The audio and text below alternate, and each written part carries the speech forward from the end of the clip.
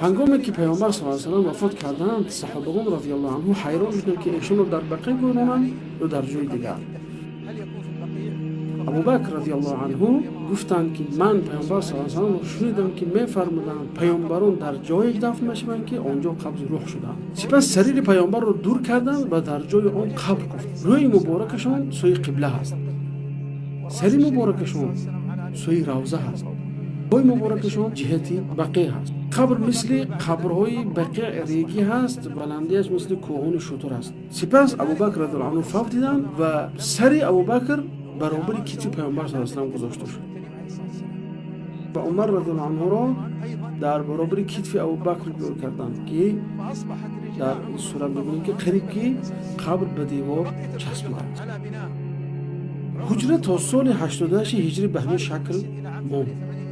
سپس سال 88 همه مادران مؤمنان وفات کردند و در نتیجه در نمازهای جمعه چنان ازدحام بزرگ میشد که مردم در داخل حجره های مادران مؤمنان نماز میگذاردند و ولید ابن عبدالملک از والی مدینه عمر ابن عبدالعزیز خواهش کرد و مسجد را توسعه نمایید، وسیع کند. عمر ابن عبدالعزیز همه اون حجره ها را ویران کردند جز حجره مادرمان عایشه که در داخل این قبر پیامبر صلی الله علیه و دو یاری با وفا شده است. در نتیجه دیوار شرقی حجره رخنه پیدا کرد. سپس عمر ابن عبدالعزیز دیوار را از نو با سنگ‌های دانه‌ریز بنا نمود که حجره را از هر طرف احاطه نمود و در نداشت. سپس برای حمایت حجره این دیوار 5 کوچه را ساخت که بلندیش 6.5 متر است. خشت‌هایش مثل خشت خانه کعبه 4 کنجه بوده، از سنگ‌های ولکانی ساخته شده است.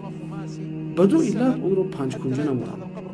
یکم تو شکل کعبه را نگیرد، دوم تا مردم اون رو قبله نگیرند. هر دو دیوار به چوب ساق سقف زده شد. از سال 90 هجری تا سال 881 هجری کسی وارد حجره نشده است. سپس جهت شمال و شرقی دیوار رخنه پیدا کرد و شکافی شد و دیدند که در دیوار شرقی مائل شده به دیوار بیرونی تکیه زده است. والی مدینه، والی آن زمان مدینه و علما در روضه شریف جمع شدند و قرار کردند که این دو دیوار را از نو برقرار نمایند. هر دو دیوار گشاده شد و حجره از درون نمایان شد. عالم مدینه نوریدین ابن علی صمودی صاحب کتاب وفا الوفا نیز بود. او حجره را چنین وصف نمود: حجره نه در دارد نه تیریزه، زمینش ریگ و سنگریزه است، در آن گرد و چنگ نبود.